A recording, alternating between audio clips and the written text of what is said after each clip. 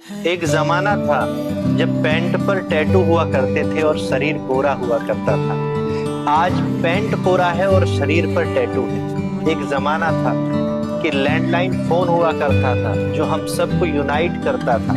आज मोबाइल आ गया है तो हम सबको डिवाइड कर रहा है। एक जमाना था कि चक्की बहुत मोटा हुआ करती थी और हम बहुत पतले तो थे।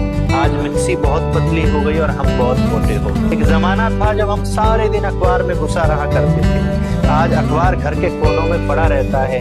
हमें मोबाइल और लैपटॉप से फुर्सत ही नहीं मिलती बच्चों। एक जमाना था कि माँ बार बार बुलाती थी खेलने के बाद अंदर आ जा कुछ खा ले। आज माँ दिन भर इंतजार करती है कि थोड़ी देर जा करके ये खेल ले। हमें फुर्सत ही नहीं मिलती खेलने की।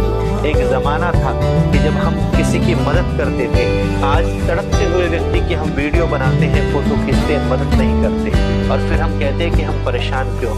इतना बड़ा बदलाव